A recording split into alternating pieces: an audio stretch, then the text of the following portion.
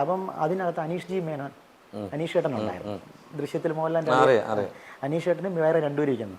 അപ്പോൾ അസോസിയേറ്റ് പറഞ്ഞ സഞ്ജുവിൻ്റെ അടുത്ത് പുള്ളിക്കാരൻ്റെ അടുത്ത് ആ കസേര ഇരിക്കാൻ പറയുന്നത്. അപ്പോൾ എനിക്ക് മനസ്സിലായി സംതിങ് സ്പെഷ്യലായിട്ടുള്ള എന്തോ റോളാണ്. അല്ലെങ്കിൽ പിന്നെ അവരുടെ കൂടെ ക്യാരവൻ്റെ താഴെ ആ ക്യാരവൻ ബൈച്ചേട്ടൻ്റെയാണ്, അതിൻ്റെ താഴത്ത് ആ കസേരയിലാണ്. അപ്പം ഞാൻ പുള്ളിക്കാരി വിളിച്ചു, കാരണം മാഡം എന്നെ വിളിച്ചിരുന്നു എന്ന് പറഞ്ഞു. അപ്പോൾ പുള്ളിക്കാരി എൻ്റെ അടുത്ത് പറഞ്ഞത് എനിക്ക് ഇപ്പോഴും ഭയങ്കര ഷോക്കിംഗ് ആയിട്ടുള്ളതാണ്.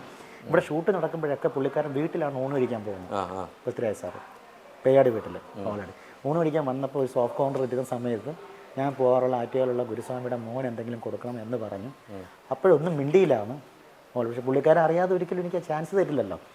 അങ്ങനെയാണ് ഞാൻ അസോസിയേറ്റ് ഡയറക്ടർ പറയുന്നത് ബൈജുവിൻ്റെ ടീമിൻ്റെ കൂടെയാണ് സഞ്ജുവിനെ ഇട്ടിരിക്കുന്നത്. തീർച്ചയായിട്ടും ചേട്ടൻ അതിനകത്തെല്ലാം ചെയ്തിരിക്കുന്ന ഈ രാഷ്ട്രീയ വേഷങ്ങളാണ്. ഇപ്പോൾ എനിക്ക് തോന്നുന്നു ഈ സീരിയലിൽ മാനത്തെ കൊട്ടാരത്തിൽ രാഷ്ട്രീയ വേഷം തന്നെയാണ്. ചേട്ടൻ്റെ കണ്ണ് ചില സമയങ്ങളിൽ നിറയാറുണ്ടെന്ന് തോന്നുന്നു ചില വാക്കുകൾ പറയുമ്പോൾ അല്ലേ. ഒരുപാട് കാര്യങ്ങൾ ഫേസ് ചെയ്തിട്ടുണ്ട് ഇൻഡസ്ട്രിയിൽ. എന്തെങ്കിലും അത് പറയണോ ചോദിക്കണോ വിചാരിച്ചിരുന്നത് ഏറ്റവും കൂടുതൽ നാണം കെട്ടൊരു സംഭവം ചേട്ടൻ്റെ ലൈഫിൽ ഉണ്ടായിട്ടുണ്ട് ഇൻഡസ്ട്രി തന്നെ, അത് പറയാൻ പറ്റും? പറയുന്ന കാര്യങ്ങൾ എവിടെയാണ് തുറന്നടിച്ച് പറയാം? എൻ്റെ അച്ഛൻ എപ്പോഴും പറഞ്ഞ ഒറ്റ വാക്കിൽ ഞാൻ ചുരുക്കി പറയാം. ഞാനിപ്പോൾ 40 ആയി ഏജ്, എനിക്ക് 40 ഓൾറെഡി. ഞാൻ MG കോളേജിൽ പഠിച്ചിരുന്ന സമയത്ത് മോഹൻലാലൊക്കെ പഠിച്ച കോളേജ്, മോഹൻലാൽ പഠിച്ച സ്കൂള് മോഡൽ സ്കൂളിലാണ് പഠിച്ചത് ഓൾറെഡി. അപ്പോൾ ആ കാലയളവ് മുതൽ ഇതൊരു അഹങ്കാരമല്ല, ഞാനിപ്പോൾ അത്യാവശ്യം ഒരു സ്റ്റാറിൻ്റെ കൂടെ അഭിനയിക്കേണ്ട ഒരു റേഞ്ചിലെത്തേണ്ട ആളായി. എന്തുകൊണ്ടാണ് ചേട്ടൻ? എനിക്ക് ഒരുപാട് കാര്യങ്ങളുണ്ട്. ഒന്ന് എൻ്റെ ഫാമിലി ലൈഫിൽ വന്നതിന് ശേഷം അതെനിക്ക് ഒരുപാട് ഡ്രോബാക്സ്. ഫാമിലി ലൈഫ് ഞാൻ ഡിവോഴ്സ്ഡാണ്. ഞാൻ പിന്നെ വേറെ മാരേജ് ചെയ്തിട്ടില്ല. കുട്ടികൾ? ഒരു മോളുണ്ട്, 13 വയസ്സായി. എത്ര വർഷം ഇപ്പം ഡിവോഴ്സായിട്ട് 13 ആയി. ഞാൻ 24 ലവ് മാരേജ് ആയിരുന്നു ഓൾറെഡി. പിന്നെ ഞാൻ ഈ ഒരു ഇൻ്റർവ്യൂ എല്ലാവരും കാണുന്നത് കൊണ്ട് ഞാനൊരു കള്ളം പറയേണ്ട കാര്യമില്ല. ഞാൻ ഇൻഡസ്ട്രിയിലുള്ള അപ്പോഴും ഞാൻ സ്നേഹിക്കുന്ന സമയത്ത് ഇൻഡസ്ട്രിയിലല്ലായിരുന്നു. പക്ഷേ പുള്ളിക്കാരി യാദൃശ്യം, ഞാനൊരു കമ്പനിയുടെ ഓൾ കേരള ഹെഡായിരുന്നു, ബജാജ് ക്യാപിറ്റലിൻ്റെ ട്രിവാൻഡ്രം ടു കൊച്ചിൻ വരെയുള്ള പത്തനംതിട്ട ഇടുക്കി എല്ലാം ഞാനാണ് നോക്കിക്കൊണ്ട്. നല്ല സാലറി ആയിരുന്നു. അപ്പോൾ സ്നേഹിച്ച് എല്ലാം കഴിച്ചാണ്. അപ്പോൾ എനിക്ക് ഈ ഇൻ്റർവ്യൂവിലുള്ള ആളാണ്. പുള്ളിക്കാരുടെ പേര് പറയുന്നതുകൊണ്ട് എനിക്ക് കുഴപ്പമില്ല. കാര്യം എന്ന് വെച്ച് കഴിഞ്ഞാൽ ഞാൻ എന്നെ ഈ ഇൻ്റർവ്യൂ എല്ലാവരും കാണുമ്പോൾ അറിയാൻ പറ്റും. തീർച്ചയായിട്ടും പുള്ളിക്കാരി സെക്കൻഡോ തേർഡോ സെക്കൻഡ് മാരേജ് ഒക്കെ കഴിഞ്ഞു എന്നൊക്കെ പറഞ്ഞു. അപർണ നായർ. ചേട്ടൻ്റെ വൈഫായിരുന്നു അല്ലേ? അതെ, എൻ്റെ വൈഫായിരുന്നു. പുള്ളിക്കാരി അവർ തമ്മിൽ എന്തോ ഇഷ്യൂ കാരണമായിരുന്നു. ഞാൻ 2009 മാരേജ് ചെയ്തു. 10 മോക്ക് 1 വയസ്സായപ്പോഴത്തേക്ക് 10 ഞാൻ ഡിവോഴ്സ് കൊടുത്തു. നമ്മൾ അതിനെക്കുറിച്ച് എക്സ്പ്ലോയിറ്റ് ചെയ്തില്ല. കാര്യം മരിച്ചു ഒരാളെ കുറിച്ച് നമ്മളിനി പറയേണ്ട കാര്യമില്ല. എന്തുകൊണ്ടാണ് മരിച്ചതെന്ന് കാരണം അല്ല, അവർ കേസ് കിടക്കുകയാണ് ഹസ്ബൻഡുമായിട്ടുള്ള ഇഷ്യൂ കാരണം. എനിക്ക് ഞാനൊരു ഇത്രയും വർഷമായിട്ട് പിന്നെ അതിലോട്ട് പോകേണ്ട കാര്യമില്ല. പുള്ളിക്കാരൻ രണ്ടാമത് പോകാൻ കഴിച്ചത് ഏതെങ്കിലും ഈ ഇൻഡസ്ട്രിയിലുള്ള ആൾക്കാർ തന്നെയാണോ? അല്ല, പുറത്തുള്ള ആളായിരുന്നു. ഒരുപാട് ഇഷ്യൂസ് ഉണ്ടായിരുന്നു. ഇവിടെ ഫാമിലി ലൈഫിനകത്ത് വഴി പുറത്തറിയാവുന്ന ഒത്തിരി ഇഷ്യൂസ് ഉണ്ട്. പക്ഷെ നമ്മളൊരു ഇനി ആ ഫാമിലിയെക്കുറിച്ച് പറയുന്നത് ശരിയല്ല എന്നുള്ളത് കൊണ്ട് അത് കഴിഞ്ഞു.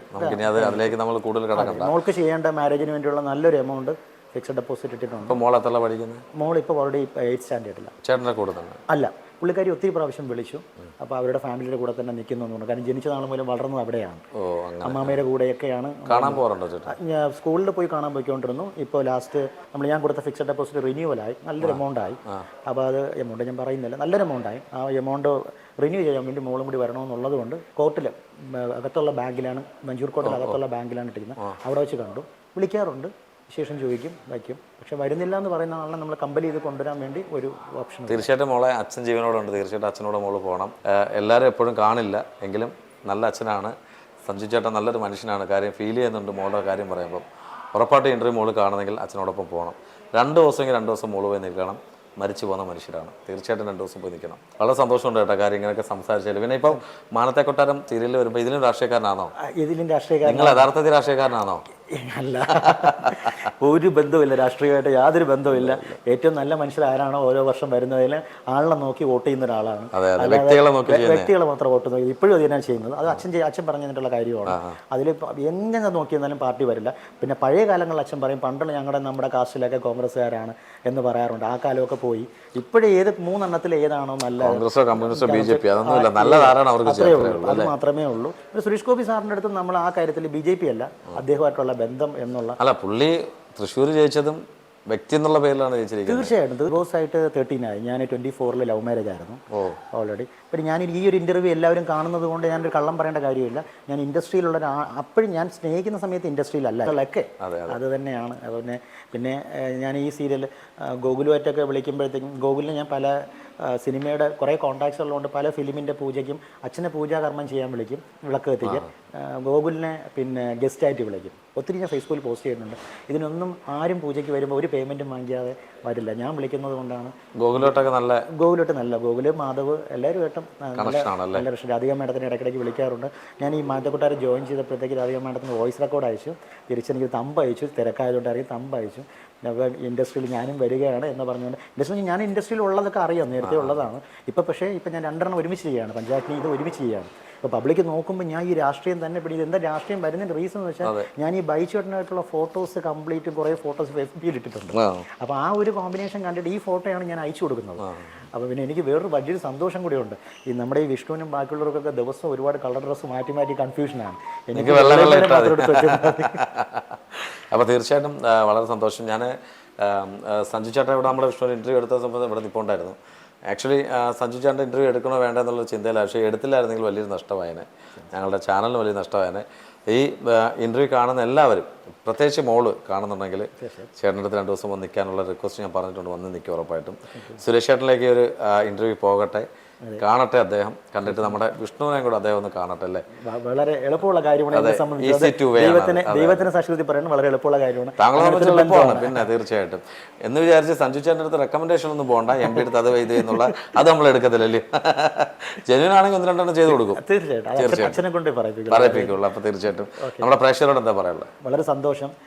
എൻ്റെ 40 വയസ്സിനിടയിൽ അനീഷ് ഖാൻ ഇങ്ങനെ ഒരു അവസരം, ഇപ്പം ഞാൻ സീരിയലിൽ അഭിനയിക്കുന്ന അതിൻ്റെ 100 ഇരട്ടി.